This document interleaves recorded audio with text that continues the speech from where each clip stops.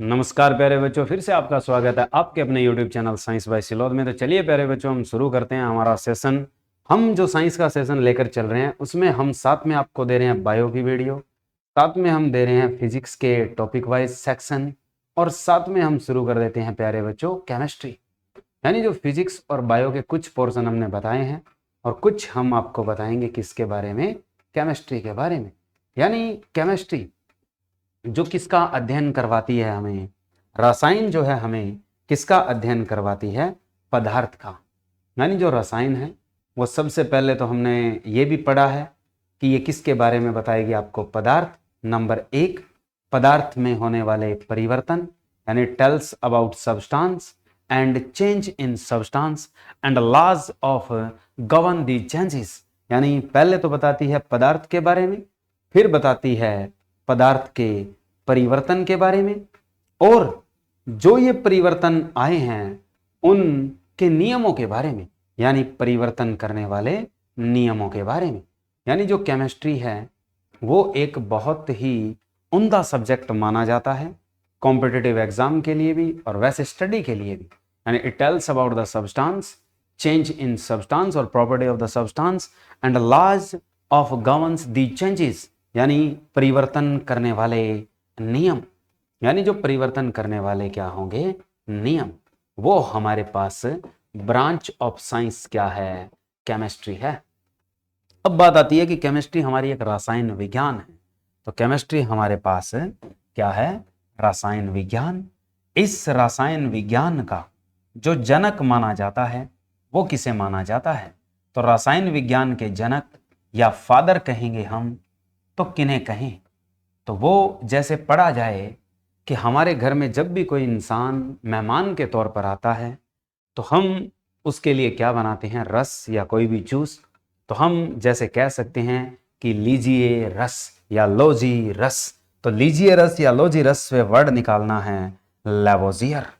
यानी हमारे पास लीजिए या लो जी रस, तो लेवोजियर। लेकिन इसका ओरिजिनल नेम क्या होता है, लेवाइसिए। यानी हमारे पास जो इसका नेम है वो क्या है, लेवाइसिए। तो रसायन विज्ञान के जो जनक माने जाते हैं, पिता माने जाते हैं, वो कौन है, लेवोजियर या लेवाइसिए। ये वही लेवाइसिए है जिन्होंने एवोगैड्रो नंबर की खोज की है। यानी इनके नाम एवोगैड्रो जो नंबर हैं इनकी खोज किसने की है, तो एवोगैड्रो संख्या की जो खोज की है, एवोगैड्रो नंबर की जो डिस्कवरी की है वो लेवोजियर या लेवाइसिए ने की है। एवोगैड्रो नंबर है क्या, एवोगैड्रो नंबर होता है 6.022 10 टू दी पावर कितना लिखोगे आप, 23। तो ये हमारे पास नंबर होता है। इससे हम डिनोट करते हैं किसको, मोल संख्या को। यानी जब भी हम किसी पदार्थ की मात्रा अगर 1 मोल लें तो उसमें कितने कण होते हैं, Avogadro number of particle atom molecule as well. तो ये प्रॉपर्टी थी प्यारे बच्चों हमारे पास रसायन विज्ञान की। रसायन विज्ञान में हमारे पास सिलेबस क्या है, तो रसायन विज्ञान में जब सिलेबस की बात करते हो तो सबसे पहले पढ़ना है हमें पदार्थ। नंबर 1, आप पहले क्या पढ़ेंगे, पदार्थ, फिर पदार्थ की अवस्थाएं, और पदार्थ की जो अवस्थाएं हैं उनसे जुड़े हुए तथ्य। पदार्थ की अवस्थाएं जैसे पढ़ते हो तो हमारे पास 3 अवस्थाएं होती है, जैसे सॉलिड, लिक्विड और गैस। उनके जुड़े हुए गुण, उनकी प्रकृति भी पढ़ोगे। नंबर 2, उनके जैसे गुण की बात करें तो जैसे एक तो पदार्थ के परिवर्तन, परिवर्तन परिवर्तन करने वाले नियम, और उन पदार्थों का मिलान, मिलान में क्या बनता है, विलयन। तो ये चीज खास होती है। विलयन के साथ एक बनता है आपके पास कोलाइडी विलयन। तो ये हम पढ़ेंगे प्यारे बच्चों किसके चलते, पदार्थ और पदार्थ की अवस्था के चलते। नंबर 2 हमारे पास क्या आते हैं, रासायनिक परिवर्तन। जो परिवर्तन भौतिक सिंपल पढ़ेंगे वो तो वहां हो चुके। फिर हम पढ़ते हैं रासायनिक परिवर्तन, और क्या पढ़ते हैं, रासायनिक गुण। रासायनिक परिवर्तन और क्या पढ़े जाते हैं, रासायनिक गुण, यानी केमिकल प्रॉपर्टीज, केमिकल चेंज, और क्या पढ़ेंगे हम, केमिकल प्रॉपर्टी। अब रासायनिक परिवर्तन के चलते हम क्या पढ़ते हैं, रिएक्शंस पढ़ते हैं। यानी जब भी हम रासायनिक परिवर्तन की बात करेंगे तो वहां हम किसके बारे में पढ़ेंगे, रिएक्शंस के बारे में। रिएक्शंस जैसे नाम के आधार पर आएगी, तो वो नाम के आधार पर जैसे आपने पढ़ा है कि कंपोजिशन रिएक्शन, जिसे हम एक तरह से संयोजन रिएक्शन कहते हैं, विस्थापन, द्वि विस्थापन यानी डिस्प्लेसमेंट, डबल डिस्प्लेसमेंट। उसके अलावा नंबर 3 आप पढ़ते हो आवर्त सारणी, यानी आवर्त सारणी और तत्वों का वर्गीकरण। कि आवर्त सारणी भी पढ़ोगे और प्लस आप पढ़ोगे तत्वों के वर्गीकरण। तो तत्वों का जो वर्गीकरण पढ़ेंगे हम वो अलग अलग पढ़ेंगे। जैसे सबसे पहले शुरुआत जो की वो किसने की, डॉबर्नियर ने, फिर न्यूलैंड आता है, फिर मैंडलिव्स आता है, उसके बाद मोजले और बोहर आते हैं जो मॉडर्न पीरियोडिक टेबल देते हैं। यानी आवर्त सारणी हमें दोनों करनी है। एक करनी है जो सबसे पहले दी थी, सबसे पहले जो दी थी वो किसने दी थी, मैंडलिफ ने, फादर ऑफ पीरियोडिक टेबल भी कहे जाते हैं। तो पहली जो पीरियोडिक टेबल थी वो किसने दी थी हमें, दमिस्त्रिक मैंडलिफ ने। और जो मॉडर्न पीरियोडिक टेबल है उसे हम नाम देते हैं आधुनिक आवर्त सारणी। तो दूसरी जो पढ़ते हैं हम आधुनिक आवर्त सारणी, मॉडर्न पीरियोडिक टेबल। एक तो ये पढ़ना है, तत्वों का वर्गीकरण हम सीखेंगे, प्लस तत्वों के क्या पढ़ेंगे, यौगिक, और प्लस फिर उन यौगिकों के क्या पढ़ेंगे, थोड़े बहुत गुण जो हमसे पूछे जाते हैं। ठीक है। नंबर 4 हमारे पास प्रॉपर्टी आएगी प्यारे बच्चों कार्बनिक यौगिकों की। नंबर 4 जो हमें पढ़ने को मिलेगा वो पढ़ने को मिलेगा कार्बनिक यौगिक। कार्बनिक यौगिक का मतलब है ऑर्गेनिक कंपाउंड। तो नंबर 4 आप लोग क्या पढ़ेंगे, ऑर्गेनिक कंपाउंड पढ़ेंगे।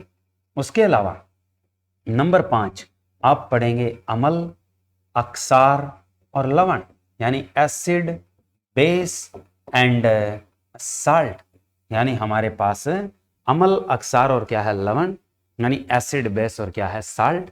नंबर 6 आपके पास जो प्रॉपर्टी आती है वो सभी की मिली जुली हम उठा लेते हैं। जैसे हमें यौगिक पढ़ने होते हैं सारे, यानी वैसे तो हम यहीं पढ़ देंगे तत्वों के वर्गीकरण और यौगिक गुण यहीं सिमटा देंगे, और सीधा अलग से अगर बात आती है तो वो बात आती है दैनिक जीवन में प्रयोग होने वाले रसायन।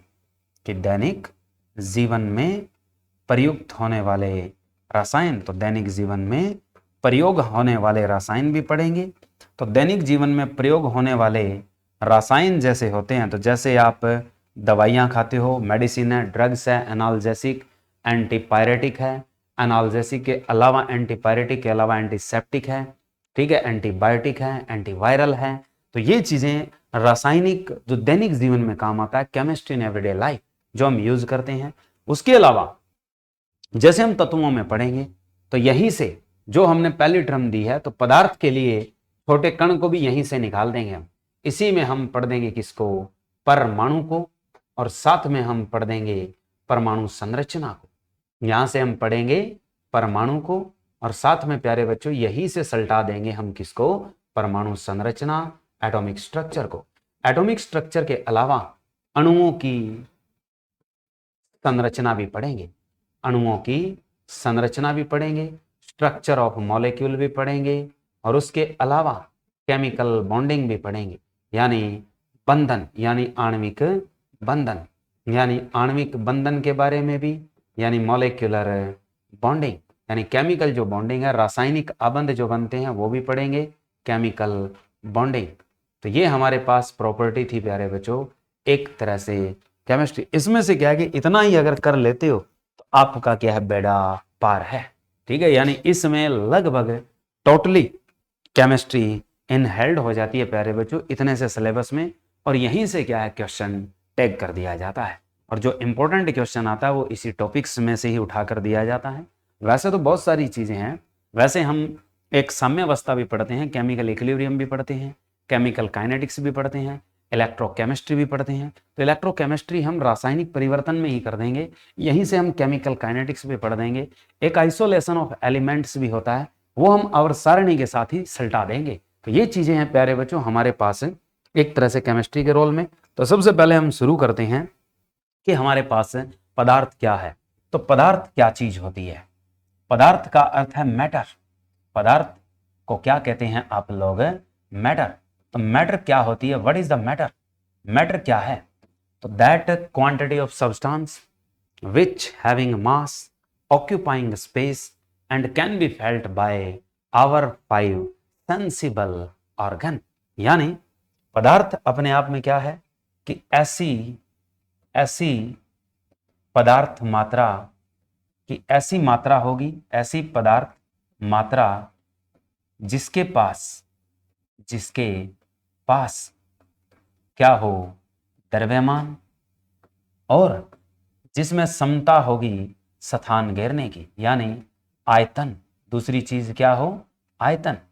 और जिसे महसूस किया जा सके, और जिसे क्या किया जा सके? महसूस किया जा सके। किसके द्वारा?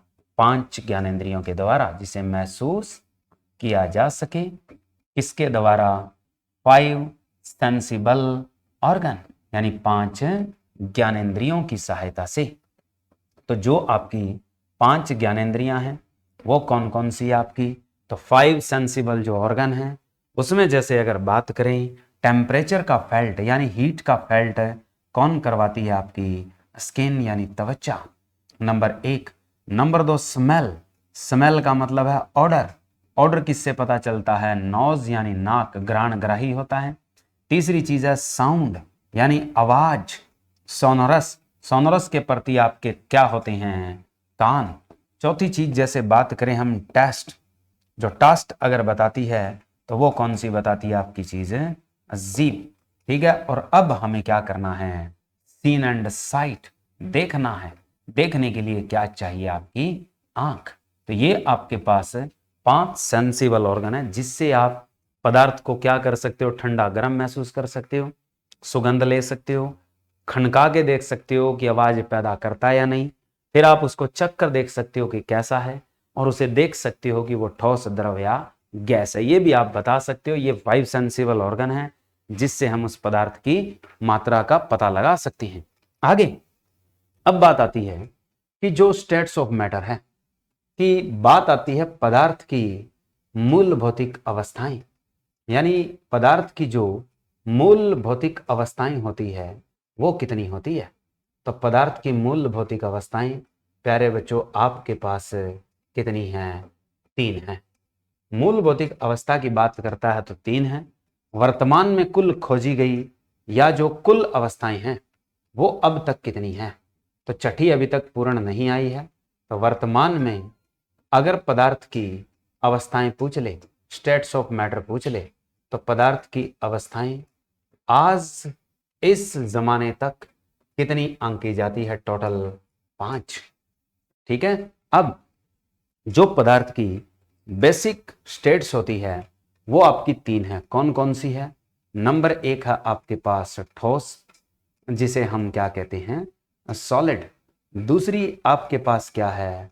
द्रव, जिसे हम क्या कहेंगे? लिक्विड। तीसरा आपके पास क्या है? गैस। यानी गैस आपके पास एक ऐसी स्टेट है जिसके बारे में आप इन दोनों को भी कन्वर्ट कर सकते हो, और एक आगे भी पढ़ोगे वो भी गैसीय अवस्था ही होगी। तो गैस के पार्टिकल बहुत क्या होते हैं? दूर। लिक्विड के क्या होते हैं? थोड़े ज्यादा नजदीक। और ठोस के क्या होते हैं? बहुत ज्यादा नजदीक। अब बात आती है कि पदार्थ की जो अन्य 2 अवस्थाएं हैं उनमें चौथी कौन सी खोजी गई? चौथी जो अवस्था है उसका नाम क्या होता है? प्लाज्मा। कि एक माँ के 3 बच्चे थे और चौथा क्या? सबसे लास्ट वाला छोटा है। तो जब उसकी माँ मायके जाती है तो चौथा कहता है प्लीज माँ मुझे भी ले जा। तो यानी चौथी अवस्था है वो कौन सी है? प्लाज्मा। और अब बात आती है 5वीं। तो एक भाई है जिसकी कितनी बहनें हैं? 5। ठीक है। और जब रक्षाबंधन आता है तो भाई क्या कहता है? भाई इकट्ठी हो जाओ। इकट्ठे होने को कहते हैं संघनीकरण। तो हमारे पास जो 5वीं अवस्था है वो कौन सी होती है? Bose Einstein condensation. यानी हमारे पास पदार्थ की पांचवी अवस्था पूछी जाए तो कौन सी अवस्था होती है? बोस आइंस्टीन संघनीकरण, बोस आइंस्टीन कंडेंसेशन। यूं भी पूछा जाता है कि कौन सी अवस्था में दो वैज्ञानिकों के नाम हैं। ऐसे पूछता है कि किस अवस्था में दो वैज्ञानिकों के नाम लिए जाते हैं। तो जो दो वैज्ञानिकों के नाम पर अवस्था बनाई गई है वो कौन सी है? तो दो वैज्ञानिकों के नाम पे जो अवस्था बनाई गई है वो यही है पांचवी अवस्था, जिसमें बी शब्द किसको इंडिकेट करता है? बोस। बोस कौन सा है? सत्येंद्र नाथ बोस। इंडियन थे तो सत्येंद्र नाथ बोस। ये एक तरह से असिस्टेंट थे हमारे लेबोरेटरी में, किसके साथ? ई का मतलब क्या है? आइंस्टीन। तो एल्बर्ट आइंस्टीन के साथ जो आपके सत्येंद्र नाथ बोस हैं, इन्होंने अवधारणा जता दी थी पहले किसके बारे में? पांचवी अवस्था के बारे में। कल और कॉर्ट ने दोनों ने मिलकर क्या है, इस अवस्था की खोज भी की है। ठीक है, चलिए, तो ये प्रॉपर्टी थी प्यारे बच्चों हमारे पास है पदार्थ की अवस्थाओं की। जो चौथी अवस्था होती है, इसमें कण कैसे होते हैं? तो इसमें जो कण होते हैं वो आपके पास गैसीय अवस्था में होते हैं। नंबर एक, गैसीय अवस्था में होते हैं और प्रकाश वेग से गति करते हैं। गैसीय अवस्था में आयन और इलेक्ट्रॉन होते हैं। इस अवस्था के लिए गैसीय अवस्था में कौन बैठे होंगे? आयन और इलेक्ट्रॉन। और किससे गति कर रहे होंगे? प्रकाश वेग से। किससे गति करेंगे? प्रकाश वेग से, यानी वेलोसिटी ऑफ लाइट से। ये प्रॉपर्टी होती है किसके लिए? प्लाज्मा के लिए। और अगर हम किसी गैस की हम साधारण आयतन का 1/1000वां हिस्सा लेकर उसे निम्न ताप पर गर्म कर ठंडा कर दें, उससे क्या बनती है? संघनीकरण। तो वो कौन सी अवस्था पैदा होती है? पांचवी। अब बात आती है हमारे पास कि जो ये ठोस और जो ये द्रव और ये जो गैस हैं, इनके कण किस प्रकार के हो सकते हैं? तो जैसे आपसे पूछे ठोस के कण क्या होंगे, तो ठोस के जो कण होंगे, नंबर एक, ठोस में कण हो सकता है परमाणु, कि जिनसे पदार्थ बना होता है वो चीज, छोटी से छोटी चीज पहले क्या लेते हो? परमाणु। नंबर दो, कण क्या हो सकता है? अणु। अणु का मतलब कि ठोस अपने आप में किस रूप में बैठा है? यौगिक बैठा है, या आपके पास किसी का मॉलिक्यूल है, यानी मॉलिक्यूलर फॉर्म में बैठा है। नंबर तीन, आयन हो सकते हैं। जो कण हैं वो आपके आयन भी हो सकते हैं। आयन का मतलब क्या होगा? आपके पास एक कैटायन है और दूसरा क्या है? एनायन है। तो यानी हमारे पास ठोस के अंदर तीन तरह से क्या है? कण हो सकते हैं। नंबर दो, अब लिक्विड के कण कैसे हो सकते हैं? लिक्विड में भी ऐसे ही होंगे तीन तरह के कण, यही होंगे परमाणु, क्या हो सकते हैं? अणु, और क्या हो सकते हैं? आयन। गैस में क्या होंगे? जो प्राकृतिक रूप से गैस होगी उसमें दो हिस्से होते हैं। जब प्राकृतिक जो गैस रूप होता है उसमें या तो परमाणु होते हैं और या सिर्फ अणु होते हैं। तो गैसें परमाणविक भी है और कैसे है? आणविक भी है। तो जो गैसें परमाणविक हैं, परमाणु रूप में होती है, वो कौन सी गैस आती है आपके पास? सिर्फ और सिर्फ नोबल गैस। कि नोबल गैस जो होती है ये कभी अणु नहीं बनाती, ये हमेशा क्या होती है? परमाणविक होती है। और अणु में जो गैस होती है वो कौन कौन सी है? हाइड्रोजन है, नंबर एक, नाइट्रोजन है, नंबर दो, ऑक्सीजन है, नंबर तीन, फ्लोरीन, नंबर चार, क्लोरीन, नंबर पाँच। ये वो पांच गैसें हैं जो किस अवस्था में होती है? गैसीय अवस्था में। और किस रूप में होती है? आणविक रूप में होती है, यानी अणु के रूप में पाई जाती है ये पांचों गैसें। तो ये प्रॉपर्टी थी प्यारे बच्चों हमारे पास पदार्थ की अवस्थाओं से जुड़ी हुई। अब बात आती है कि पदार्थ की किस अवस्था में कणों के बीच गैप क्या होता है और आकर्षण बल कैसा होता है। तो जैसे हम बात करें अब कणों के बीच की दूरी की, यानी कणों के बीच की दूरी, तो कणों के बीच की दूरी किस में ज्यादा होती है और किस में कम? तो कणों के बीच की दूरी के चलते हम सबसे पहले सेपरेट करते हैं यूं। एक आता है बढ़ता क्रम, कि दूरी का बढ़ता क्रम, और एक लिया जाता है दूरी का घटता क्रम। कि कणों के बीच दूरी जो बढ़ जाती है तो वो तो होती है इंक्रीजिंग ऑर्डर, और दूसरा है घट जाती है तो वो है डिक्रीजिंग ऑर्डर। तो बढ़ता क्रम अगर लिया जाए तो पहले क्या लिखा जाएगा, ठोस। ठोस में कणों की दूरी नगण्य होती है। फिर नंबर 2 क्या आएगा, द्रव, और नंबर 3 क्या लिखा जाएगा, गैस। इस तरीके से पढ़ोगे। और नंबर 2 घटते क्रम की बात आती है तो पहले नंबर आप लोग क्या लिखेंगे, गैस।